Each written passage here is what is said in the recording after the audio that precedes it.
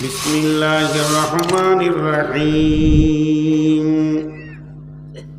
وعلم آدم الأسماء كلها ثم عرضهم على الملائكة فقال أنبئوني بأسماء هؤلاء إن كنتم صادقين।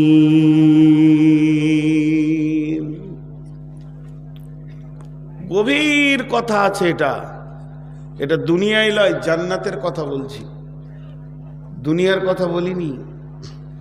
আল্লাহ রাব্বুল আলামিন যখন আদমকে বানাবেন ফাইসালা নিয়েছেন। ফেরেশতাদের মতামত জানতে গেলে ফেরেশতারা বলেছিল, এ আল্লাহ, ওরা পৃথিবীর বুকে খুন বইবে, ঝামেলা করবে, ফাসাদ করবে।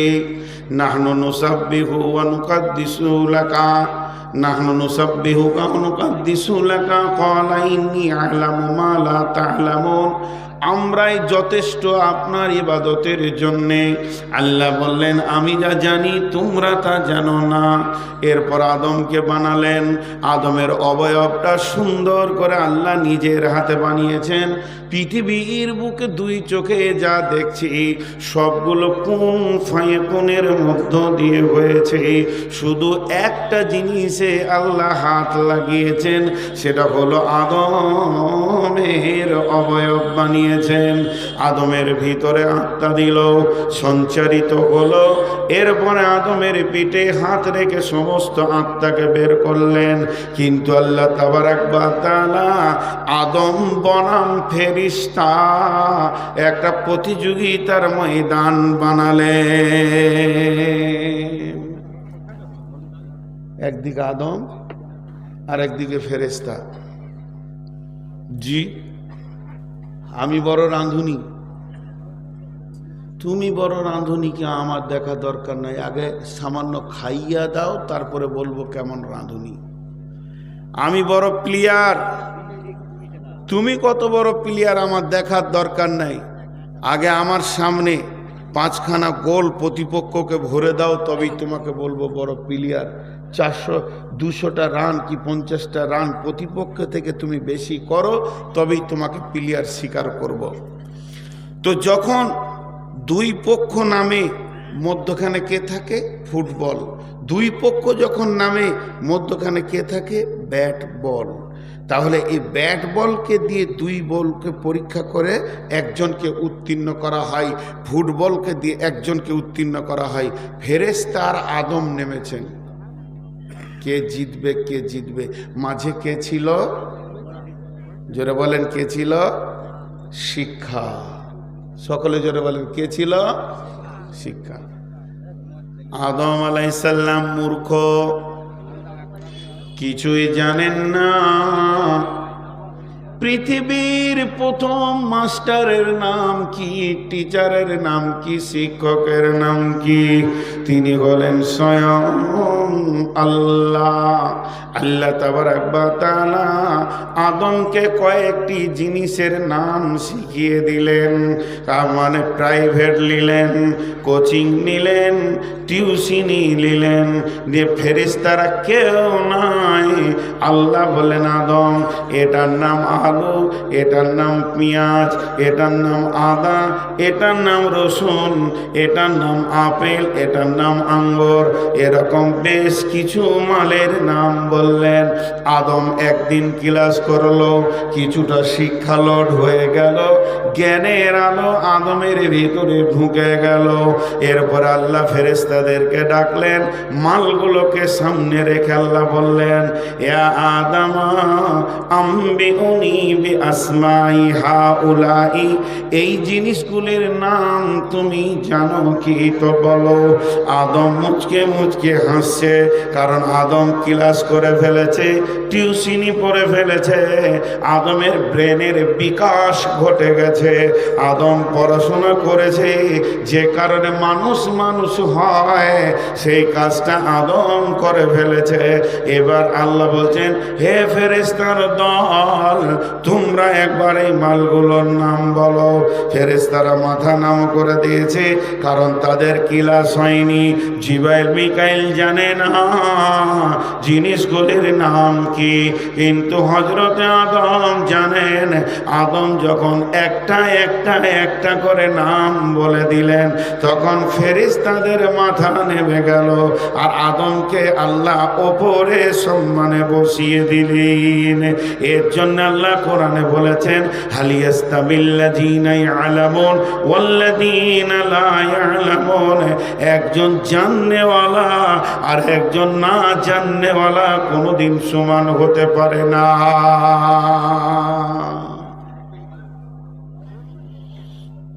তাহলে মানুষ মানুষ হলো কি নিয়ে? জোরে বলেন, কি নিয়ে? জ্ঞান, শিক্ষা। আপনারা আমার সঙ্গে কথা বলেন, আরো যত সময় যাবে তত তথ্যবহুল কিছু কথা আসবে। আপনারা জীবিতর মতো একটু আওয়াজ দেবেন। জ্ঞান নিয়ে, শিক্ষা নিয়ে মানুষকে ওপরে তুললেন আল্লাহ, ফেরেশতা নিচে চলে গেল। তাহলে শিক্ষার কত মূল্য! এরপরে আল্লাহ রব্বুল আলামিন শিক্ষাকে এত মূল্যবান দিলেন, সমস্ত আত্মাগুলোকে এক জায়গায় জমা করলেন। সমস্ত আত্মা যখন এক জায়গায় হয়ে গেল, তখন পৃথিবীর সেরা শিক্ষাটা দিয়ে দিলেন, আলাস্তু বিরব্বিকুম, আমি কি তোমাদের প্রভু নয়? এমন গরু ছাগলকে বলেনি, হাঁস মুরগিকে বলেননি, ফেরেশতাকে জিনকে নিয়ে বলেননি। আল্লাহ আদম সন্তানকে কত শিক্ষার গুরুত্ব দিয়েছেন, সমস্তকে রেখে বললেন, আলাস্তু বিরব্বিকুম, আমি কি তোমাদের আল্লাহ নয়? তাহলে পৃথিবীর প্রথম শিক্ষা হলো রবের পরিচয়। যে আল্লাহকে চিনল সে শিক্ষিত, আর যে আল্লাহকে চিনল না ওই লোকটাকে শিক্ষিত বলা যাবে না, ওইটাকে মূর্খ বলতে হবে। কারণ পৃথিবীর সব থেকে বড় শিক্ষা যিনি দিয়েছেন, এই ক্লাসটা কেউ করতে পারবে না, এত হার্ড ক্লাস কেউ পড়াতে পারবে না, কারো ক্ষমতা নাই। যেদিন আল্লাহ এই ক্লাসটা করেছেন, সেদিন বিশ্ব নবীও পর্যন্ত ছাত্র হয়ে বসেছিলেন। আমার আল্লাহ নিজে ক্লাস নিয়েছেন, আর সাবজেক্টের নাম হচ্ছে রব। রব মানে হচ্ছে আল্লাহর পরিচয়। তাই আল্লাহ সেদিন পরিচয়টা দিলেন বিশ্ব মানবকে সামনে রেখে, এবং ওটাই হলো শিক্ষার শুরু, ওটাই হলো শিক্ষার শেষ, এবং ওই শিক্ষার ভিতরে কামিয়াব আছে। আলাস্তু বিরব্বিকুম ক্বালু বালা।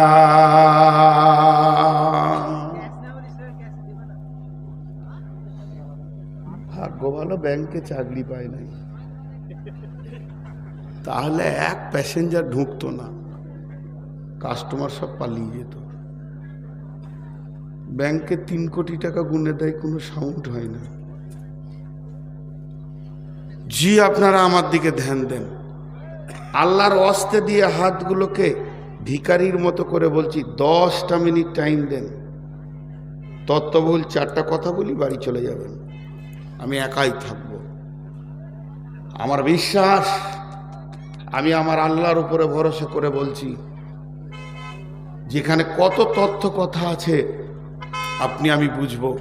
শিক্ষার গুরুত্ব তো আমাদের কাছে নাই, শিক্ষা তো আমরা লিনি, শিক্ষাকে উপেক্ষা করি আমরা। আপনারা আমার দিকে তাকিয়ে থাকবেন, কেউ পেছন দিকে তাকাবেন না, সবাইকে মানা করছি। এই চাওয়ালা খুব তাড়াতাড়ি বেরিয়ে যা, নাহলে তোর চায়ের কেতলি সুদ্ধা চলে যাবে। খুব তাড়াতাড়ি, ওই পয়সাটাও নিতে হবে না, কেটে। এত বড় সাহস কি করে হলো যেখানে ঢুকবে? গোটা রোডটাকে মেলা করে রেখেছে। সোজা হাওড়া স্টেশন চলে যাও, প্রচুর লোক চায়ের জন্য দৌড়ে বেড়াচ্ছে। একদম দেখতে না পাই যেন 1 মিনিটের মধ্যে, রাস্তায় চলে যেতে হবে। তাহলে শিক্ষার গুরুত্ব দেখেন কতটা, আল্লাহ কতটা গুরুত্ব দিচ্ছেন। কোন বিরাগী মন উদাসী হীরা গুহার মাঝে, কার বিরহে চোখের পানি ঝরাই সকাল সাঁঝে। ছাড়ল বাড়ি কিসের আশায়, বাঁধল বাসা হীরা গুহায়। ছাড়ল বাড়ি কিসের আশায়, বাঁধল বাসা হীরা গুহায়। কার বিরহে আকুল আশা অন্তরে তার বাজে, কোন বিরাগী মন উদাসী হীরা গুহার মাঝে। কিসের বোঝা বহন্তরে গড়ল তারে যত্ন করে, প্রভু তারে করল বরণ সারা জাহান মাঝে। কোন বিরাগী মন উদাসী হীরা গুহার মাঝে। হঠাৎ হলো জানা জানি, হঠাৎ হলো জানা জানি কানা কানি। আসলো প্রিয়র অসীম বাণী, আঁধার ধরা অজল গল কোরআন নূরের তাজে। কোন বিরাগী মন উদাসী হীরা গুহার মাঝে। বন্ধু, এবার আল্লাহ তাবারাক ওয়া তাআলা তার নবীকে, আখিরি পয়গম্বরকে যখন বিশ্ব নবী বললেন, খাদিজারে পৃথিবীতে বর্বরতা ছড়িয়ে গেছে, পৃথিবীতে যেন আগাছা হয়ে গেছে, মানুষের কাছ থেকে নিরাপত্তা চলে গেছে, নিজের মেয়েকে নিজে জীবিত ধরে পুঁতে দিচ্ছে রে খাদিজা।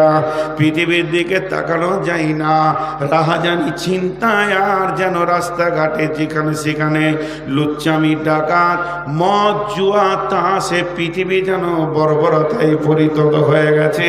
খাদিজা রে, জাতির জন্য একটা রাস্তা খুঁজে বের করতে হবে, আমাকে খাবার দাও। আম্মুজান খাদিজা বলেন, 3 দিনের খাবার রসুলের 7 দিনে শেষ হয়নি, 1 দিনের খাবার 3 দিনে শেষ হয়নি। বিশ্বনবী গারে হিরাতে কাঁদছেন জাতিকে বাঁচানোর জন্যে। ওই জাতি কোন রাস্তায় গেলে, কোন আলোটা পৃথিবীতে আসলে এই অন্ধকার বর্বরতা দূর হবে। আল্লাহ তাবারাক ওয়া তাআলা বিশ্বনবীর কান্নার প্রেক্ষাপটে জিবরাইল আমিনকে বললেন, যাও জিবরাইল, আমার নবীকে প্রথম শব্দ গিয়ে বলো, ইকরা বিসমি রাব্বিকাল্লাযী খলাক। হে নবী, তুমি পড়ো, যে রব তোমাকে সৃষ্টি করেছে এর প্রভুর নামে পড়ো। আল্লাহর নবী বললেন, আমি পড়তে জানি না। জিবরাইল বুকের সঙ্গে জড়িয়ে ধরলেন, যখন 3বার বললেন আমি পড়তে জানি না, আরো চাপ দিলেন। আর এমন সময় নবীজি বলতে শুরু করলেন, ইকরা বিসমি রাব্বিকাল্লাযী খলাক, খলাকাল ইনসানা মিন আলাক, ইকরা ওয়া রাব্বুকাল আকরাম আল্লাযী আল্লামা বিল কলম আল্লামাল ইনসানা মা লাম ইয়ালাম। 5খানা আয়াত এলো, 6খানা এলো না, 4খানাও এলো না। প্রথম আয়াত 5খানা এলো পৃথিবী আলো করার জন্যে। 5টা আয়াত এলো কেন? এই পৃথিবীর মানুষের জন্যে 5টা জিনিসের বড় প্রয়োজন আছে, অন্ন, বস্ত্র, চিকিৎসা আর আপনার কিনা শিক্ষা আর স্বাস্থ্য। এই 5টা জিনিসকে আমার রব প্রথম দিয়ে পাঠালেন এবং বিশ্ব মানবের কল্যাণের জন্যে প্রথম শব্দ দিলেন পর।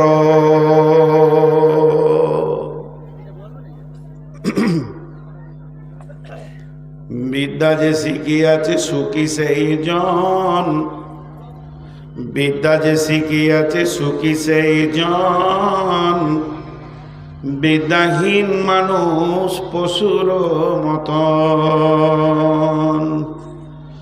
শৈশবে বিদ্যা শিক্ষা করিবারে কাল, একালে না শিখিলে বিদ্যা পরকালে ঘটিবে জঞ্জাল। তাই বলি অগ শিশু এখনো হইতে, যতন কর গো তোমরা বিদ্যা শিখিতে। গরিব দুঃখীর বাক্য হলে সুবচন, গরিব ভিখারির বাক্য হলে সুবচন। সাদরে তারে তুমি করিবে গ্রহণ, সম্রাট ধনীর বাক্য হলে কুবচন। ঘৃণা ভরে তারে তুমি করিবে বর্জন। সম্রাট সমসুখী সেই ভিখারি, থাকে যদি তার ঘরে আল্লাহওয়ালি নারী। শিক্ষার কত মূল্য, আল্লাহ কত গুরুত্ব দিয়েছেন শিক্ষাকে। আজকে আমরা শিক্ষার কোনো মূল্যই দিই না।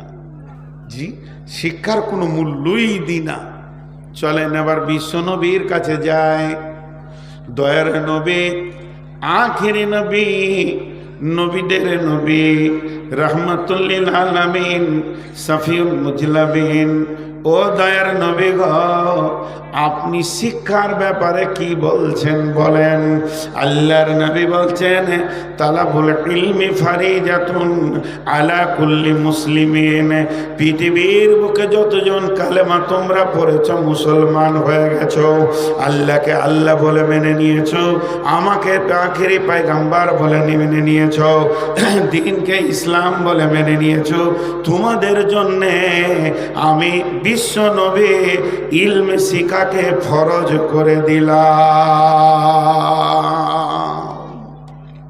ফরজ, যা নফল নয়, সুন্নত নয়, ফরজ। আমি শিক্ষাকে ফরজ করলাম, তোমাদের জন্য শিক্ষা হচ্ছে ফরজ, বাস মিটে গেল। তাহলে যে শিক্ষা করেনি সে ফরজকে মানেনি। তো ফরজ কয় ধরনের? ফরজ কয় রকম? দুই রকম। ফরজ কয় রকম? দুই রকম। একটা হলো ফরজে কেফায়া, আর একটা ফরজে আইন।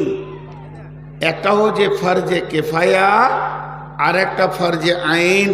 এটা বাংলায় বলছি। একটা হচ্ছে যথেষ্ট ফরজ, আর একটা হচ্ছে অপরিহার্য ফরজ। বুঝতে পারলাম? যথেষ্ট ফরজ কেমন কি? কেউ মারা গেছে, ডিঙ্গেলে কোন মুরব্বী মারা গেছে, বান্দা খোলা থেকে 20-50 জন জামাতে হাজির হয়ে গেল, জানা যায় গ্রামের জন্য যথেষ্ট হয়ে গেল। চারিদিকে ধান কাট কাট মার কাজে ব্যস্ত। হঠাৎ ফোন আসছে আমার কাছে যে আমার বড় ভাইরা মারা গেছে। ছেলেরা বলছে, আব্বা আপনি যান, আমরা কাজে ব্যস্ত, খালুজি জানাজা পড়ে আসেন। আমি একাই গেলাম, পরিবারের জন্য যথেষ্ট হয়ে গেল। সকলকেই জানাজায় যেতে হবে, এটা ফরজে আইন নয়, এটা ফরজে কেফায়া। 1 জন 2 জন 10 জন 20 জন লাশটা দাফন করার মতো হলেই হয়ে যাবে। কিন্তু জোহরের আজান হলে ছেলেরা যদি বলে, আব্বা আমরা কাজে ব্যস্ত, নামাজটা আপনি পড়ে আসেন, চলবে না। যতগুলো বালেগা আছে এবং যারা মুসলমান কালেমা পড়েছে, প্রত্যেককেই জোহরের নামাজ পড়তেই হবে। এটাকে ফরজে আইন বলে। ফরজে আইন মানে অপরিহার্য ফরজ। অতএব এখানে কাউকে তুমি যাও আমার জন্য হয়ে যাবে চলবে না, তবে জানা যাই চলবি। নদিয়ার লোককে একটা কথা জিজ্ঞেস করছি, সবাই একবার আল্লাহর হস্তে মুখটা খুলবেন। আপনাদের দিকে জানাজাতে বেশি গুরুত্ব দিয়ে নামাজিরা যায়, বেনামাজিরা যায়, না ফরজ নামাজে যায়? বেশি যায়। হ্যাঁ, বসে বসে বিড়ি খেয়েছে, জোহরের নামাজ হচ্ছে অসুবিধা নেই, দিয়ে জানাজায় ধরে নিলে ওগুলোকে মেরে বের করে দেবেন, নাইলে ও মুর্দা বা নেকি পাবে না, ঘুরিয়ে ভেজাল হবে, দোয়া কবুল হবে না। এগুলো বদমাস। তো যাই হোক, ওটা আমার বিষয় নয়। তাহলে শিক্ষাটা কি? কোন ফরজ? শিক্ষাটা কি ফরজে আইন, অপরিহার্য ফরজ, না ফরজে কেফায়া? 2-4 জন হলেই হবে। জি ভাই, অপরিহার্য ফরজ, তাহলে সবাইকে মৌলবি হতে হতো। শিক্ষা হলো ফরজে আইন, আবার ফরজে কিফায়া। শিক্ষা হচ্ছে ফরজে আইন, আবার ফরজে কিফায়া। ফরজে কিফায়া কি? এলাকাতে গ্রামে 2 জন 5 জন আলেম হলেই হয়ে যাবে, সবাইকে পাস করে সে সিদ্ধা পরে মৌলানা হতে হবে, এটা ফরজে আইন নয়, এটা ফরজে কিফায়া। এটা যদি ফরজে আইন হতো তাহলে পাবলিকরা জাহান্নাম চলে যেত, একজন জান্নাত পেত না। অতএব আলেম হওয়াটা ফরজে কিফায়া। 1 জন 2 জন 20 জন এলাকায় আলেম চলবে, কিন্তু এমন 2টি শিক্ষা আছে, এই 2টি শিক্ষাকে প্রত্যেকটা মানুষকে শিখতেই হবে। তাতে যেমন জোহরের নামাজ প্রত্যেককেই পড়তে হবে, ওই রকম প্রত্যেককে শিখতেই হবে। যদি না শিখে তো কাবিরা গুনাহ হবে। সেটা কি? এই যে দেখছেন হলার,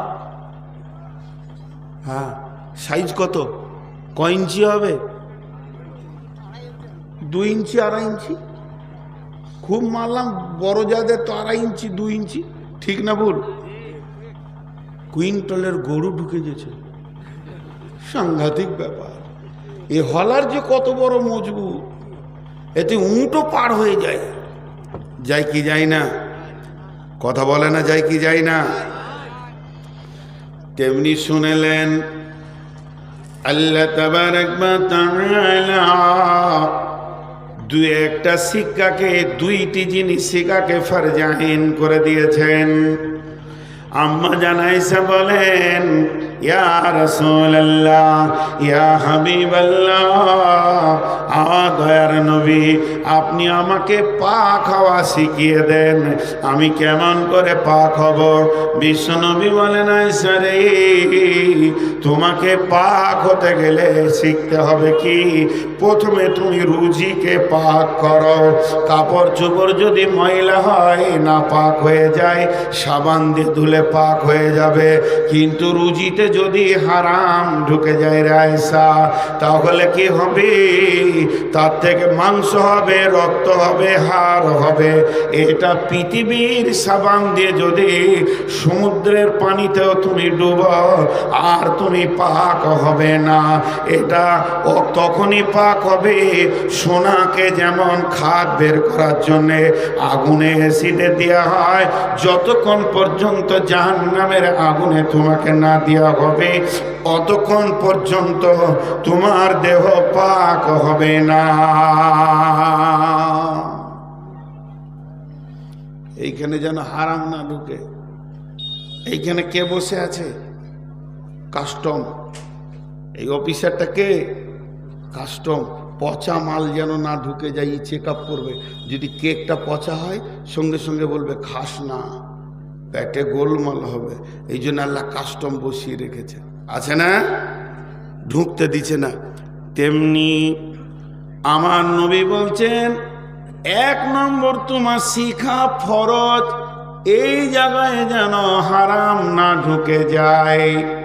তার মানে কোন লোক যদি মনে করে আমি গরুর ব্যবসা করব, কেউ মনে করছে আমি ছাগলের ব্যবসা করব, কেউ মনে করছে আমি কাপড়ের ব্যবসা করব, কেউ মনে করছে আমি প্লাস্টিকের ব্যবসা করব, কেউ নিয়ত করেছে মুদিখানা দোকান করব, কেউ নিয়ত করেছে আমি ওষুধের দোকান করব, কেউ নিয়ত করেছে আমি চাষ করে খাবো, কেউ নিয়ত করেছে আমি লিভার খেটে খাবো। ওই বিষয়ে যতগুলো রসুলের হাদিস আছে তুমি আগে জানবে, তারপরে সেই ইনকামে নামবে, নচেত তোমার পেটে হারাম চলে যাবে। এটা হলো ফরজে আইন, প্রত্যেকটি মুসলমানকে শিখতে নিতেই হবে। নাম্বার 2, প্রতিদিন আল্লাহর হুকুম কটা আমার কাছে আসছে? সপ্তাহে একটা জুমা, প্রতিদিন 5 ওয়াক্তের নামাজ, মাসে বছরে একটা মাস রোজা।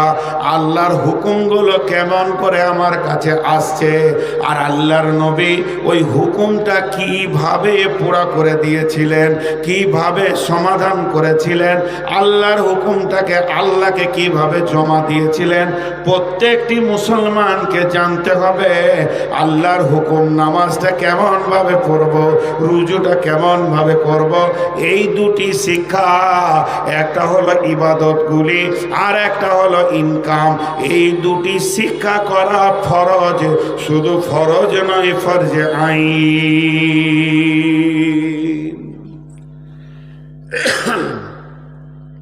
এর জন্য বিশ্বনবী বললেন, উম্মত তালাবুল ইলমে ফারিজাতুন, তোমাদের উপরে ইলমে তলব করা ফরজ, আলা কুল্লি মুসলিমিন, এই দুটা ফরজ অবশ্যই শিখতে হবে।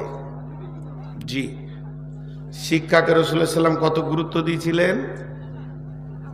জঙ্গে বদর, মদিনা থেকে 130 কিলো দূর জঙ্গে বদর, বদরের ময়দানে ইসলামের প্রথম যুদ্ধ, 313 জন সাহাবী, প্রতিপক্ষ বেঈমানদের 1000। লড়াই যখন শুরু হলো, 13 জন জান্নাতি হয়ে গেল, শহীদ হয়ে আজও তারা বদরের প্রান্তে শুয়ে আছে। এবার থাকলো 300 জন। এই 300 জন ওই 1000-এর ভিতরে 70 জনকে কেটে আপনার কিনা কুয়াতে ভরে দিলেন, 70 জনকে কেটে কুয়াতে ভরে দিলেন, আর 70 জনকে দড়ি দিয়ে বেঁধে তাদেরকে গরুর মতো ডাকাতে ডাকাতে মদিনা মুনাওয়ারাতে নিয়ে এলেন এবং মসজিদে নববীর খাম্বাতে তাদেরকে বেঁধে দিলেন। 140টা চলে গেল, এখন 860খানা ভাগা পালেলো কাফের মুশরিক। দেখেন আল্লাহ রসুল শিক্ষাকে কত গুরুত্ব দিয়েছেন। ওরা বাঁধা আছে এইভাবে, হাতকে বুকের সঙ্গে, হাতকে পেছনে দিয়ে মসজিদের থাম্বাতে বেঁধে রেখেছে মুজরিমদেরকে। 70 জন বাঁধা আছে। হজরের সময় আল্লাহ রসুল আসছেন, তোদের দিকে তাকিয়ে চোখের পানি এলো। কেন? একই থাম্বাতে বাঁধা আছে রসুলের নিজের জামাই আর রসুলের নিজের চাচা আব্বাস, আর বাঁধা আছে রসুলের নিজের জামাই। তো 2 জন বাঁধা আছে। তো ওইটা দেখে আল্লাহ রসুলের চোখের পানি এলো, আরো সবাইকে দেখে পানি এলো। হজরের নামাজ পড়ালেন বিশ্বনবী। নামাজের পর বলছেন, রে আমার সাহাবীরা, এই যে মুজরিমগুলো এসেছে, এরা দিন পায়নি, দিন এখনো বুঝেনি, এদের আক্কেল বিবেক কম, দিনের বিরুদ্ধে লড়াই করতে এসে বাঁধা পড়ে গেছে। এদেরকে যেভাবে বেঁধে রাখা হয়েছে, এদের উঠা বসা করার মতো কোনো ক্ষমতা নাই। তো যদি একবার বাঁধনটা ঢিলা করা হতো তো মানুষগুলো বসতো, পাগুলো ফুলে গেছে, সারা রাত বাঁধা আছে। সাহাবীদের মধ্যে কেউ বলেন, রাসূলুল্লাহ আপনার মন গেলে ছেড়ে দেন, অসুবিধা কি আছে? বলে, না, ইসলামে কোনো রকম একচ্ছত্র নাই, মাসোয়ারা করে কাজ করতে হবে, আলোচনা করে। বাঁধনগুলো একটু ঢিলা করা হলো, বসে গেল সবাই। এরপরে বিশ্বনবী বসলেন, সাহাবীদেরকে নিয়ে এদের কি করা যায় বলো, এই লোকগুলো কি করা যায়, এদের শাস্তি কি দেয়া যায়? একজন এক এক রকম বলছেন। হযরত ওমরকে বললেন, নবীজি ওমর রে, তোমার মতটা তুমি বলো। হযরত ওমর বললেন, ইয়া রাসূলুল্লাহ, ইয়া হাবিবাল্লাহ, আমি উমরের মত, প্রত্যেকটি সাহাবীকে একটা করে তলোয়ার দেন, আর নিজের নিজের আত্মীয় বাঁধা আছে, কারো মামা, কারো চাচা, কারো ভাই, কারো ফুপা, কারো খালু, নিজের নিজের আত্মীয়র গর্দনকে কেটে মাটিতে ফেলে দেয়। এখানে কোনো কনসিডার নাই। এটা উমরের মত হয়ে গেল। এরপরে নবী বলছেন, আবু বকর তোমার মত কি? আবু বকর নরমপন্থী মানুষ। আবু বকর বললেন, ইয়া রাসূলুল্লাহ, ইয়া হাবিবাল্লাহ, এদেরকে শারীরিক নির্যাতন না করে অর্থের ওপরে চাপ সৃষ্টি করা হোক, তাতে ডবল লাভ হবে। একদিকে তো অর্থের চাপে পড়ে যাবে, ওদের অর্থখানিক ক্ষয় হবে, আমাদের বাইতুল মালে খানিক মাল জমে যাবে, পরবর্তী জিহাদের জন্য আমাদের অস্ত্র শস্ত্র হবে। বিশ্বনবী ফাইসালা দিলেন, রে আবু বকর, তুমি যেটা বলেছো ওটাই হবে। ওদেরকে ঘোষণা করে দাও, বন্দীদেরকে বলে দাও, তোমাদের যার যার আত্মীয় আছে খবর পাঠিয়ে দাও, তারা যেন অর্থ জমা দিয়ে নিজের নিজের বন্দীকে ছাড়িয়ে নিয়ে যায়। সেদিন বিশ্বনবী অনেক কেঁদেছিলেন, হিচকি মেরে মেরে মেরে মেরে কেঁদেছিলেন। কারণ বিশ্বনবীর কাছে একটা গলার হার আসলো। ওই হারটা কার? আম্মাজান খাদিজার। খাদিজার হারটা তার মেয়ে জাইনাবকে দিয়েছিলেন। আর ওখানে জাইনাবের স্বামী বন্দী রয়েছে, যে বেঈমান ঈমান আনেনি, পরবর্তীকালে তালাক হয়ে গেল রসুলের বেটি। ওই জাইনাবকে ওই ওর স্বামী বন্দী রয়েছে, সেই গলার হারটা বেটি দিয়ে দিল, বাইতুল মালে জমা করে দিল। আল্লাহর নবী গলার হারটা নিয়ে হিচকি মেরে মেরে কাঁদছিলেন। আর খাদিজার কথা মনে পড়ে গেছিল। সাহাবীরা কান্না দেখে বলেছিলেন, ইয়া রাসূলুল্লাহ, হারটা বাইতুল মালে জমা দিতে হবে না, ওরা আপনাকে দিয়ে দেওয়া হলো, আপনি নিজের কাছে রেখে নেন। আল্লাহর নবী বাইতুল মালে এমনি করে ছুড়ে দিলেন, না আমি মাল নিতে পারি না। এরপরে সেই মাল জমা হতে লাগলো। এক এক বন্দী চলে গেল, চলে গেল, চলে গেল, চলে গেল। মুষ্টিমে 8-10টা থেকে গেল, 5-7টা 10টা থেকে গেল। তারা এত গরিব, তাদের আত্মীয়রা এত গরিব, মাস মাস, দিন দিন, সপ্তাহ সপ্তাহ খেতে পাই না। তাদের কাপড়ে, পরনের কাপড় ভালো নাই, গায়ে তেল নাই, অভাবের দুনিয়া। বিশ্বনবী তাদের কাছে গিয়ে বললেন, ও বন্দীগণ, তোমরা বলো তোমাদের কোনো অর্থ সম্পদ আছে কিনা? বলে না, নাই। তাহলে কাজ করো, তোমাদেরকে কি তোমরা লেখাপড়া জানো? বলে জানি, আমরা অন্তত অক্ষর জানি, লিখতে জানি, পড়তে জানি। আল্লাহর নবী বললেন, আমার সাহাবীদের ভিতরে যারা নিরক্ষর আছে এদেরকে তোমরা স্বাক্ষর করে দাও, এদেরকে লেখাপড়া শিখিয়ে দাও, তোমাদেরকেও আজাদ করে দিব। তার মানে বিশ্বনবী শিক্ষাকে কত গুরুত্ব দিয়েছে, যে বন্দীকে শিক্ষার বিনিময়ে রেহাই দিয়ে দিয়েছি।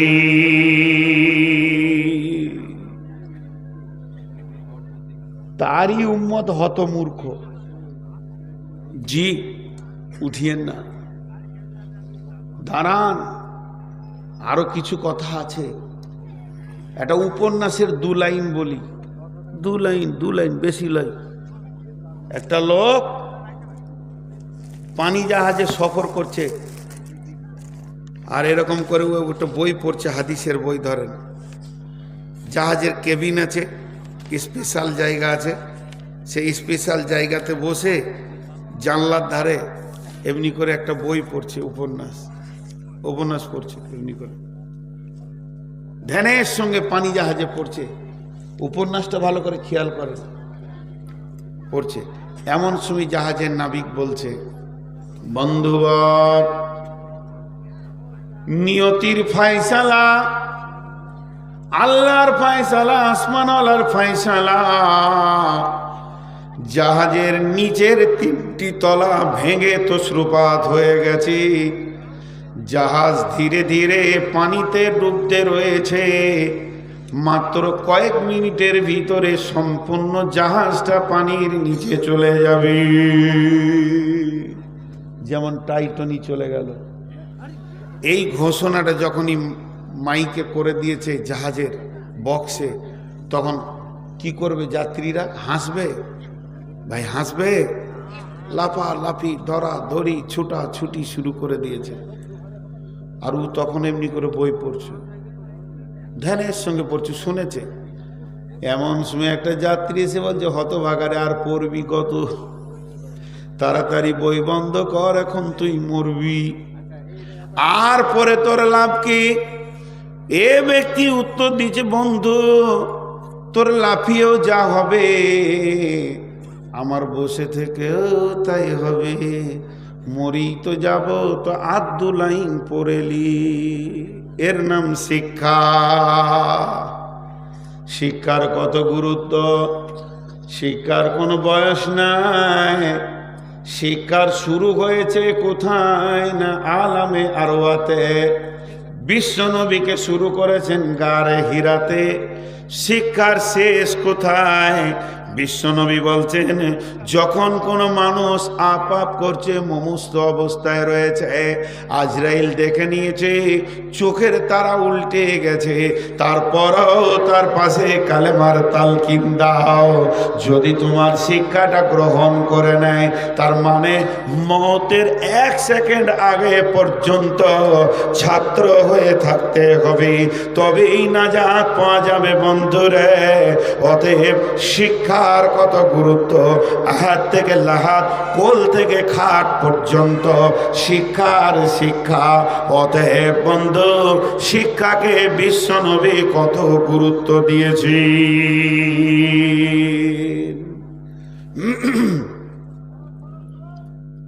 আমাদেরও শিক্ষাকে গুরুত্ব আছে। এখন এই যুগের মানুষ যত শিক্ষাকে গুরুত্ব দেয়, তত এর পূর্বে 2-10 বছর আগে ছিল না, খালি মিশন আর মিশন। কিন্তু আসলে আমি ভাবতে পারি না, কিছু জায়গা আমাকে গোলমাল লেগে যায়, গোলমাল লেগে যায়। হুয়াল্লাযী বা'আসা ফিল উম্মিয়িনা রাসূলাম মিনহুম ইয়াতলু আলাইহিম আয়াতিহি ওয়া ইউযাক্কিহিম ওয়া ইউআল্লিমুহুমুল কিতাবা ওয়াল হিকমা ওয়া ইন কানু মিন ক্বাবলু লাফি দালালিম মুবিন। প্রকৃত শিক্ষা কি এবার আমি বলবো। শিক্ষা কোনটা?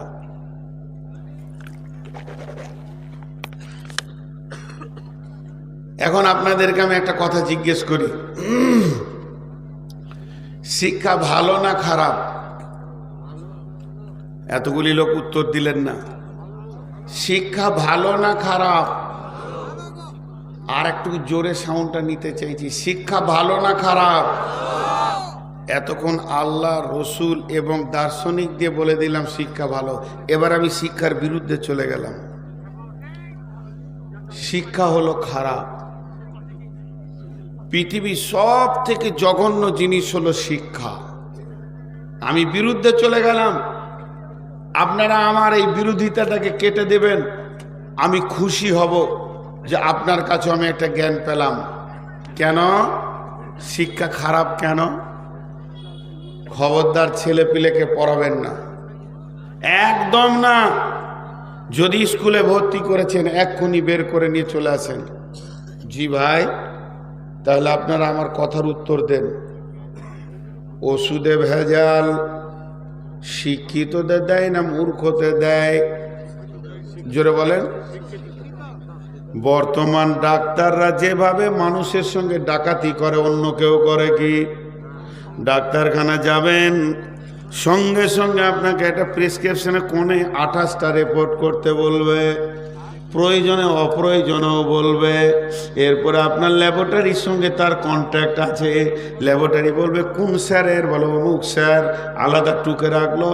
একটা পেশেন্ট এসেছে, 12খানা চেক আপ হয়েছে, সেটা খাতা মেনটেন করার জন্য লোক আছে, এতগুলো টাকা পেয়েছি, তার ভিতরে তার পার্সেন্টেজ থাকে।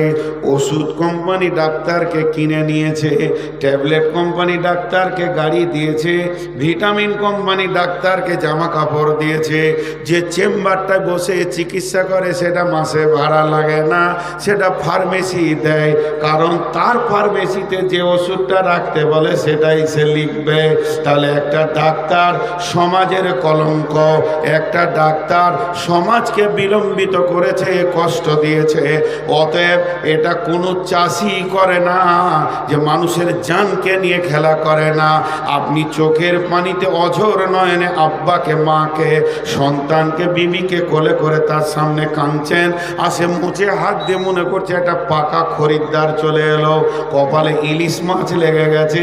তার মানে একটা ডাক্তার যখনই বড় কোনো রুগী দেখে তখন মনে মনে করে আমার বংশীতে বড় বোয়াল লেগেছে, তার দিলটা কত খুশি হয়। অতএব বন্ধুরে, শিক্ষা মানুষকে শান্তি দিতে পারেনি। বলেন এবার আমার কথার উত্তর দেন। জি, তো ও যে ডাকাতি করছে ওইটা বলছি, ওইটা ডাকাতি। জানেন ডাক্তারদের আপোষের ফোন শুনেছেন? ডাক্তারদের দুই ডাক্তার ফোন করছে, দুজনই খালাতো ভাই, একজনের বাড়ি বান্দাখোল্লা আর একজনের বাড়ি বিলকুমারি, এত কাছে লয়, এলাকার বাইরে, ওই বেলডাঙ্গা। হ্যালো, আসসালামু আলাইকুম, কেমন আছিস ভাই? বল ভালো আছি। কেমন চলছে? পেশেন্ট নাই। বলছে রে আল্লাহ শুক্রিয়া, আমাদের এলাকায় ভাইরাস ঢুকেছে। বলেন আল্লাহ শুক্রিয়া, ভাইরাস ঢুকেছে। এরা জাতির কলঙ্ক। জি, একটা ছেলে MBBS চান্স পেয়েছে বর্ধমানে, 3 বছর 4 বছর চলছে ওর, আর আমার সঙ্গে 3 দিন আছে ওর। তখন আমি বললাম পৃথিবীতে সব থেকে নোংরা এটা বেছে নিলে? বলে কেন? যত চোখের পানিতে তোমার কাছে আসবে, জমি বেচা, সোনা বেচা, পয়সা দিয়ে কষ্ট করে চিকিৎসা করবে এবং চোখের পানিতে বিক্রি হয়ে বাড়ি যাবে, আর তাদের সেই জমি বেচা পয়সা আর তার অপারেশনের ঘা ফোট গালার পয়সাতে তুমি মাছ কিনে বিবিকে নিয়ে খাবে। তোমার মন কি একবার বলবে না যেটা আমার ডাকাতি পয়সা? এত নোংরা পেশাটা কেমন করে তুমি বেছে নিলে? একজন ডাক্তার তার চেম্বারের সামনে লিখেছে, ভালো করে শুনবেন, হে প্রভু, এটা যে কত বড় বিড়ম্বনা, এটা যে কত বড় বিড়ম্বনা, প্রতিদিন কত অসহায় মানুষের ভিতরে আমার রুজি। যারা কাঁদে তাদের টাকাতে আমার চাল, ডাল, আলু, পেঁয়াজ। যারা চোখের পানিতে কাঁদে, পেটের যাতনায় কাঁদে, বুকের যাতনায় কাঁদে, তাদের পয়সাতে আমার ঘরে ইলিশ মাছ, খাসির মাংস। হে প্রভু, আমার রুজিটা ব্যথা বেদনার ভিতরে রেখেছ। চাষির রুজি আছে মাঠের ভিতরে, কিন্তু এরা কত বড় হতভাগা, বেদনাওয়ালা মানুষের পানি থেকে, টাকা থেকে খায়। অতএব তারপরেও বর্তমানে একটা ডাক্তার ধরা পড়ে মেরে ওর একদম চামড়া তুলে দিল, জেলে ভরে দিল একটা অপারেশনের রুগীকে। আপনার কিনা গোল ব্লাডার স্টোনের অপারেশন করতে গিয়ে মিথ্যা করে তার ছেলেকে বলছে তোমার বাপের টিউমার আছে মেরুদণ্ড হাড়ের কাছে, ক্যান্সার হয়ে যেতে পারে, আরও 35,000 টাকা দিল ওটাকে একই সঙ্গে করে নিব। তারা টাকা দিয়ে দিল, এটা মিথ্যা কথা ছিল। তার মানে একটা ডাক্তার সমাজকে যত কষ্ট দেয়, একটা চাষি মূর্খ অত দেয় না। এরপরে কেউ যদি ইঞ্জিনিয়ার থাকেন, খবরদার মাপ চাইছি, আপনার পা গলা জড়িয়ে ধরে মাপ চাইছি, আপনার পা দুটি জড়িয়ে ধরে আমি নূর মোহাম্মদ মাপ চাইছি। 95% ইঞ্জিনিয়ার চরিত্রহীন, এরা মাতাল, এরা পৃথিবীর বুকে এসে পৃথিবীকে জঘন্য করে দিয়েছে। এরপরে কোর্টের অ্যাডভোকেটের কথা আর বলিয়েন না, এদের মতো জঘন্যতম খাবার পৃথিবীর কেউ খায় না। আর থানাতে যারা বসে আছে, এদের থেকে রাতে যারা ডাকাতি করে অনেক গুণে ভালো। অতএব বন্ধুরে, শিক্ষা জাতিকে শান্তি দিতে পারেনি, শিক্ষা জাতিকে জ্বালিয়ে দিয়েছি। এবার বলেন, এবার বলেন, ছেলে পেলেকে পড়াবেন না স্কুল থেকে ছাড়িয়ে নেবেন? জি, সব শিক্ষা ভালো নয়, শিক্ষার সাথে একটা শব্দ লাগাতে হবে। আল্লাহ বিজ্ঞান দেননি, রসুলকে শিখাননি। তখন একটা বক্তা বক্তব্য রাখছিল, আমি কোনো বক্তব্যকে কমেন্ট করছি না, যে মৌলবীরা খালি কালা কালা করে হাদিস পড়ে আর সুর করে কোরআন শরীফ পড়ে দেয়, এরা কিছু আবিষ্কার করতে পারলো না। কোরআন থেকে এই আছে, কোরআনে ওই আছে, আমেরিকা এই করলো, জাহাজ করলো, আর কে প্লেন করলো, আর কে কি করলো, আর কে কি করলো। ও খালি আবিষ্কার দেখাইতেই রয়েছে কোরআনের আয়াত পড়ে পড়ে, যে শেষকালে বলছে বর্তমান মৌলবীরা একটাও আবিষ্কার করতে পারেনি, এরা খাই দায়, খালি ভুঁড়ি ভোজন করে আর ইমামতি করার মাদ্রাসায় কলা কলা করে খালি হাদিস পড়ায়, এদের হুঁশ জ্ঞান কিছু নেই। আমি বললাম ভাই একটু বসবেন, আপনার সঙ্গে আমার একটু কম্প্রোমাইজেশন আছে, বসবেন। আল্লাহ রসুল কি আবিষ্কার করেছিল? একটা ছুঁচো আবিষ্কার করেনি, তাহলে ওই রসুলটাও তো এই মৌলবীদের দলই পড়লো, আর আমেরিকা কালো আর সাদা বাঁদরগুলোই পড়ে গেল দামি। কোরআনে যদি আবিষ্কার আসতো তো রসুল ইসলাম প্রথম আবিষ্কার করতেন। কোরআন আবিষ্কারের জন্য আসেনি। কোরআন যে আবিষ্কারের জন্য এসেছে সেটা মানুষকে মানুষ বানাতে এসেছে। চোর, লম্পট, ডাকাত, বেঈমান, খুনি, লুটেরা, জুয়ারি সব যেন রসুলের কাছে এসে তারা মানুষ হয়েছে। অতএব পৃথিবীর বুকে শিক্ষা খারাপ তা নয়। এতক্ষণ যেটা বলছিলাম সেটা হলো যে শিক্ষা শিখতে হবে, অসাধারণ শিখতে হবে। সাধারণ শিক্ষাতে ঘটনাগুলো ঘটবে।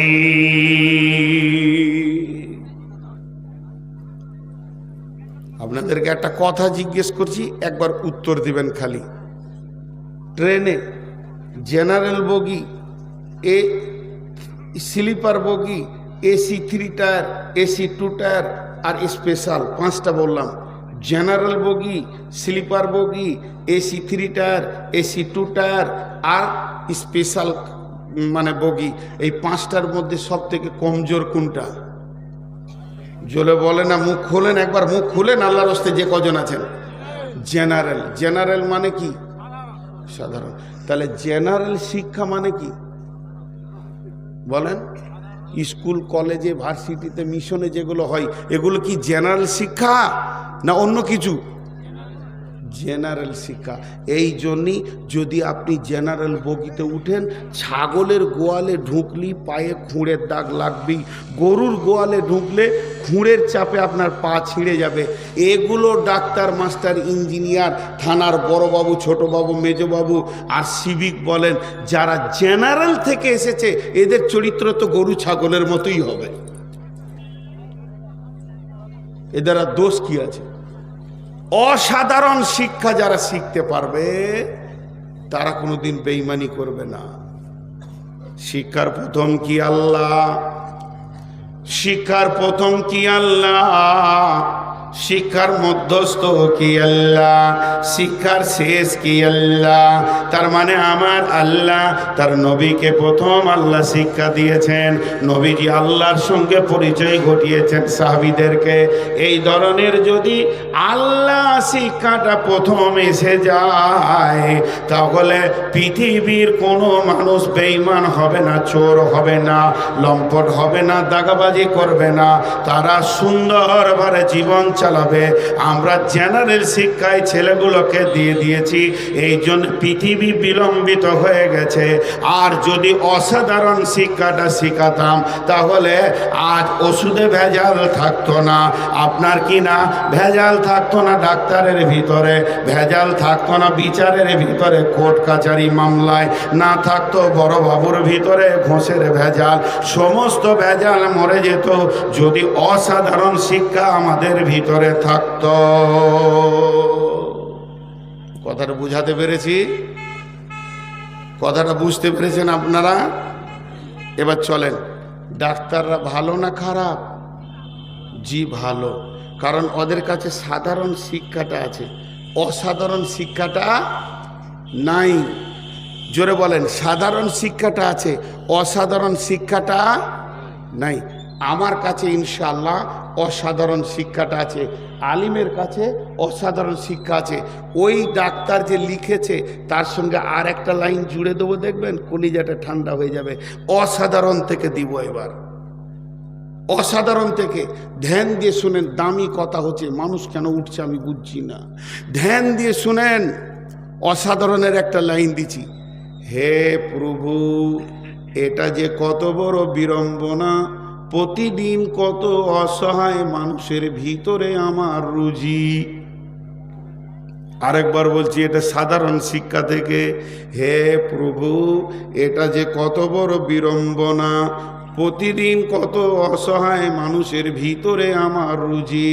এবার চলেন, অসাধারণ কি বলছে তার নিচের লাইনটা বলে দিচ্ছে। ও আমার আল্লাহ, তুমি আমাকে তৌফিক দাও। হে আমার প্রভু, তুমি আমাকে সহায় করো, যাতে করে অসহায় মানুষগুলিকে হাসি মুখে বাড়ি ফেরাতে পারি। বিশ্বনবী বলছেন, একটা লোক জিহাদের ময়দানে দাঁড়িয়ে দাঁড়িয়ে জিহাদ রানিং করতে আছে। ওই লোকটা জেনে কি পাবে, একটা চিকিৎসক একটা রোগীকে দেখতে গিয়েছে, অত পরিমাণ নেকি পাবে। এটা জেনারেল শিক্ষা কোথাও পাবেন না লাইনটা, এটা অসাধারণ শিক্ষা থেকে নিতে হবে। অতএব আপনার ছেলে যখন চিকিৎসক হবে, সেই সাথে ইমানদার হবে, তখন আল্লাহকে স্মরণ করে বলবে, আল্লাহ তুমি আমার হাত দিয়ে রোগীটাকে সুস্থ হাসি মুখে বাড়ি ফিরিয়ে নাও, আমিও শান্তি পাবো মাছ মাংস খেয়ে। ও চোখের পানি ফেলবে, এটাতে আমি খেতে পারবো না। ইঞ্জিনিয়ার ক্যালকুলেশনে চুরি করবে না, আর জজ বেঈমানি করে বিচার ফাইসালা দেবে না, বড়বাবু চুরি করবে না। সবগুলো ক্লিয়ার হয়ে যাবে যদি অসাধারণ শিক্ষাটা তাদের ভিতরে থাকে। আল্লাহর নবী সাহাবীরা বলতেন, তাআল্লামনাল ঈমান সুম্মা তাআল্লামনাল কুরআন। আমরা আগে রসুলের কাছে বসে বসে বসে বসে ঈমান শিখেছি, তারপরে কোরআন শিখেছি। তাহলে পৃথিবীর সব থেকে শিক্ষা জাতির মেরুদণ্ড নয়। আমরা বলি শিক্ষা জাতির মেরুদণ্ড, এটা ভুল, 100% ভুল। জাতির মেরুদণ্ডের নাম হলো ঈমান। ঈমান জাতির মেরুদণ্ড। মানুষের ভিতরে যদি ঈমান চলে আসে, তার দ্বারা অন্য মানুষ কষ্ট পাবে না। তাতে সে ইঞ্জিনিয়ার হোক, তাতে সে ডাক্তার হোক, তাতে সে মাস্টার হোক, তাতে সে পৃথিবীর যে কোনো পোস্টে কাজ করুক না কেন। অনেক থানার বড় বাবু আছে, মাথা ঠুকে মরে গেলেও 1 টাকা সে ঘোষ খাবে না। অনেক উকিল আছে, অন্যায়ভাবে আপনার কেস ধরবে না। তার মানে তার কাছে ঈমান পৌঁছে গেছে।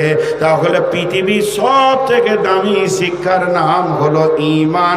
ওই জন্যে আল্লাহ বলেছেন, আলাস্তু বিরব্বিকুম, আমি কি তোমাদের রব নয়? আগে আমার পরিচয়টা নিয়ে নাও, তারপরে বিশ্ব জুড়ে শিক্ষায় ধরে বেড়াও। না উঠা পর্যন্ত তুমি পাবে না। এখানে তার টানতে আসবে, ছিঁড়ে 2 ভাগ করে দিব। হ্যাঁ, চুপ করে বসে থাকো। দিয়েছ কেন রেকর্ড করতে? এখন গা কুটকুট করলে হবে? কত লোককে ডিস্টার্ব করেছো ভাই, আপনাদের বিরক্ত লাগছে নাকি? এবার 2টি জিনিসকে পাশাপাশি নিয়ে যাব কিছুক্ষণ, এইটাতে বেশি মজা লাগবে। পাশাপাশি নিয়ে যাব। ডাক্তার,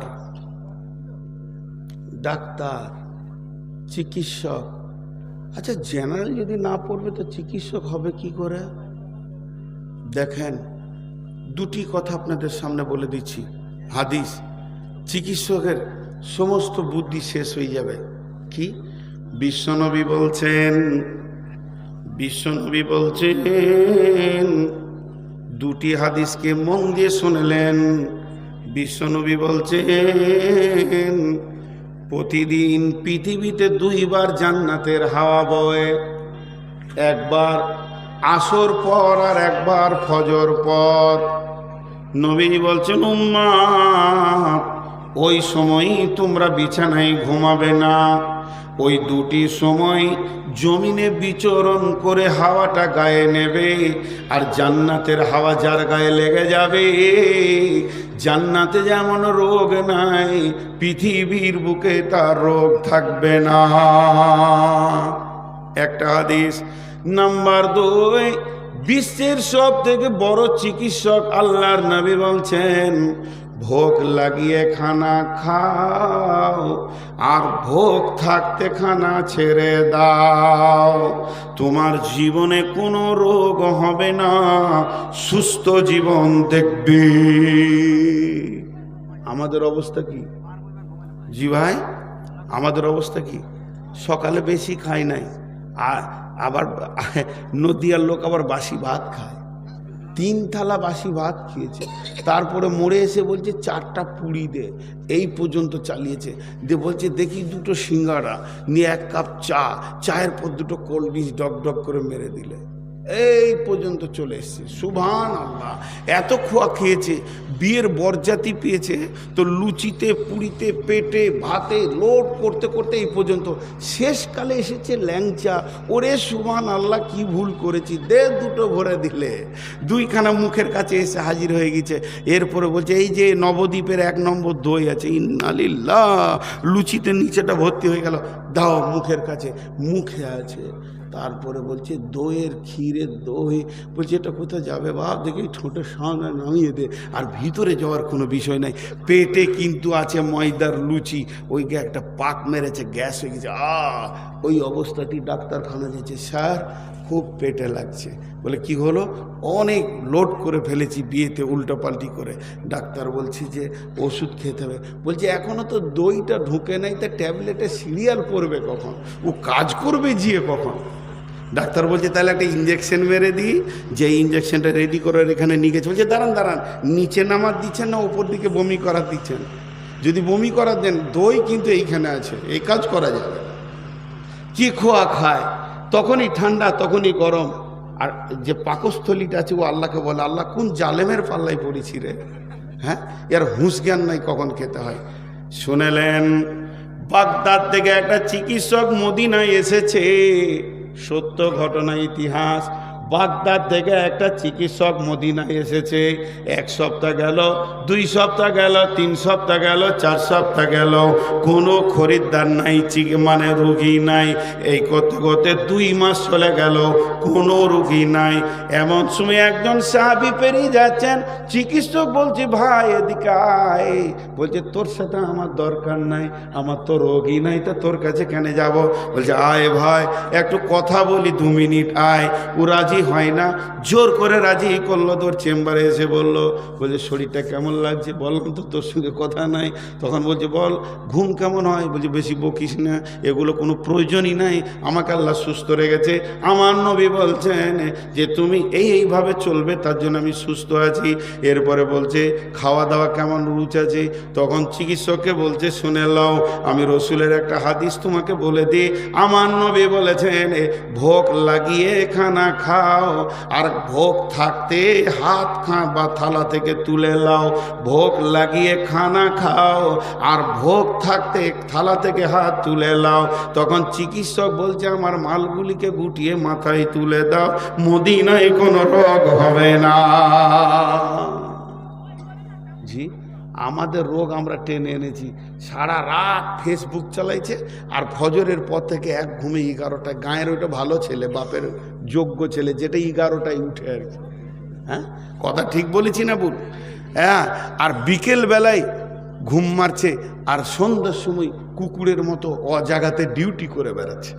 এই তো চরিত্র হয়ে গেছে এদের। তাহলে এদের রোগ হবে না তো কাদের হবে? আর খাওয়ার কোনো লিমিটেশন আছে?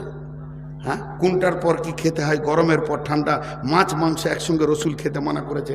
একদিকে মাছ, একদিকে মাংস, তারপরে ডিম, তারপরে আবার সবজি দে। এই যে কত নম্বরে হলার আল্লাহ তাবারক ওয়া তাআলা জানে। জি, চিকিৎসক তুমি বড় চিকিৎসক, আর আমার আল্লাহর কারিশমা দেখেন। সাপে কেটেছে, বিজি কত বড় ডাক্তার, MBBS না FRCS, জড়ি এনে হাজির করে দেবে। অতএব আমার রব বলছেন, আমার নবী বলেছেন, এর থেকে বড় চিকিৎসক আর কেউ নাই যে কোরআন এবং হাদিসের মতে চলবি। চলেন আর কি নেবেন? আপনি বলবেন জেনারেলে বিজ্ঞান আছে, কোরআনে বিজ্ঞান নাই। কোন বিজ্ঞান নেবেন? মহাকাশ নেবেন, না আপনি ভৌত বিজ্ঞান নেবেন, না জীবন বিজ্ঞান নেবেন, না রাষ্ট্রবিজ্ঞান নেবেন? মহাকাশের কথা বলে দিই। বিসমিল্লাহির রহমানির রহিম। আপনার ছেলেটা কোথা বাড়ি? হরনগর বাড়ি। ছেলেটা আপনার কি না গবেষণায় চান্স পেয়ে গেছে, আলহামদুলিল্লাহ। একে সরকার 4 কোটি টাকা দিয়ে পড়াশোনা করে ইংল্যান্ডে নাসা গবেষণাগারে রেখেছে।